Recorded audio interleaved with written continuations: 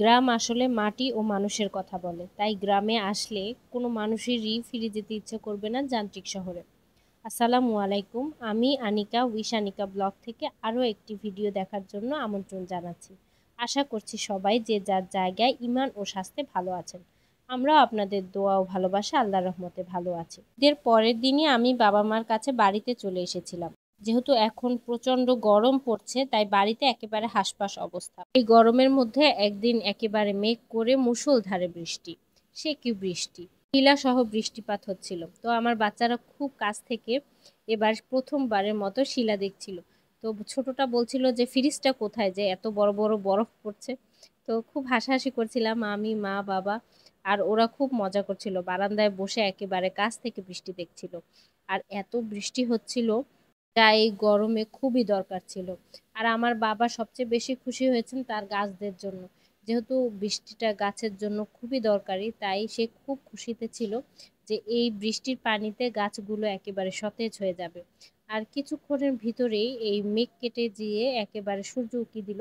যেহেতু বিকেলের টাইমে বৃষ্টি হচ্ছিল, তাই বিকেলের রোদটা দেখা গেল। আমরা ছোটবেলায় যখন এরকম রোদের ভিতরে বৃষ্টি হতো তখন বলতাম যে খেক শিয়ালের বিয়ে হচ্ছে।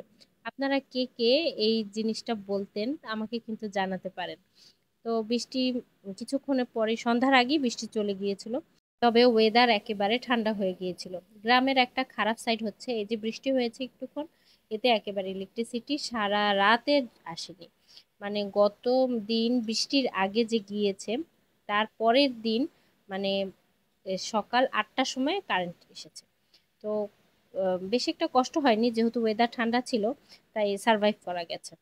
তো এটা হচ্ছে পরের দিন সকালবেলা আমরা সবাই সহ নাস্তা করে আপনাদেরকে নিয়ে যাব আমাদের বাগানের কিছু অংশ দেখাতে। তো বাড়ি থেকে বের হলে প্রথমেই হাতের ডান পাশে একটা কাঁঠাল গাছ পড়ে। তারপরে কিছু পেয়ারা গাছ আছে। এটা হচ্ছে আমাদের কলপার, ডিপ টিউবওয়েল। আমাদের বাসায় সব ধরনের আধুনিক ব্যবস্থা থাকায় ডিপ টিউবওয়েলে তেমন একটা কাজ করা হয় না। তবে খাবার পানিটা আর আশেপাশের মানুষ এই পানিটা ব্যবহার করে থাকে।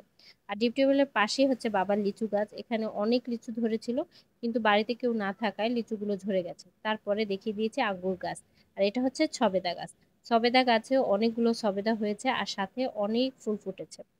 তো আমার বাবার হবেই হচ্ছে গাছ লাগানো, আমি তো আগেই বলেছি আপনাদের। আর সাথে এখানে দেখতে পাচ্ছেন অনেকগুলো জাম্বুরা চারা করেছে সে। আমাদের বাড়িতে প্রায় 16 থেকে 18টা জাম্বুরা গাছ আছে, তারপরও সে এতগুলো চারা করেছে। তো এখানে আবার একটা গর্ত করে বাড়ির সব আবর্জনা এটার ভিতরে রাখা হয় সার তৈরি করার জন্য।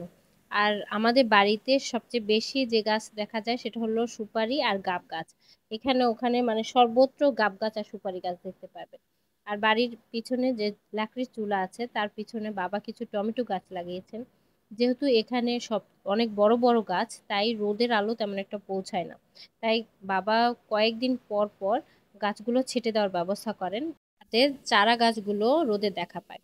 আর এই যে দেখতে পাচ্ছেন কত বড় বাগান, এখানে নারিকেল গাছও আছে অনেক, আর সুপারি আর গাব গাছ ভরা। এই যে এইটা হচ্ছে আমাদের বাগানের পিছনের অংশ। বাগানে আসলে আমার খুব ভালো লাগে। আমার এই বাগানে ছোটবেলায় অনেক আসতাম আমরা বন্ধু বান্ধব মিলে। এই বাগানে আতা গাছ ছিল, কাউ গাছ ছিল, এগুলোর মধ্যে ফল পেকে থাকতো। তো কয়েকদিন পর পরই আসলে বা গরমের ছুটিতে বাড়িতে আসলে দেখা যেত যে ফলে বিভিন্ন ধরনের ফল এই বাগানে পাওয়া যেত। এখন নতুন বাড়ি করতে গিয়ে অনেক গাছ কাটা পড়ে গেছে। তবে বাবা সর্বোত্তম চেষ্টা করছেন যে যে গাছ কাটা পড়েছে সেগুলো সে ফিল আপ করার। ওই যে বাবা ঘুরে ঘুরে দেখছিলেন যে গত কালকের বৃষ্টিতে কতটা ক্ষয়ক্ষতি হয়েছে। পিছনে বড় একটা বেতের ঝাড় ছিল, বুনো জামের গাছ ছিল, সেগুলো এখন আর নেই। হয়তো কেটে ফেলা হয়েছে বা গাছগুলো মারা গেছে। বাড়িতে আসলে আমি এভাবেই বাবা মার পিছন পিছন ঘুরঘুর করতে থাকি, আমার ভালো লাগে। আর এই যে লেবু গাছটা দেখতে পাচ্ছেন, লেবু এসেছে। এই লেবুতে কিন্তু কোনো সিড নেই, মানে বিচি ছাড়া লেবু। আমি এখন অফ ক্যামেরায় বাবার কাজে সাহায্য করে নেব। আর আপনাদের কাছ থেকে এখান থেকেই বিদায় নিচ্ছি। সবাই ভালো থাকবেন, সুস্থ থাকবেন। আজকের ভিডিওটি কেমন লেগেছে জানাতে ভুলবেন না। সবাই আমার পরিবারের জন্য বেশি বেশি দোয়া করবেন। আসসালামু আলাইকুম।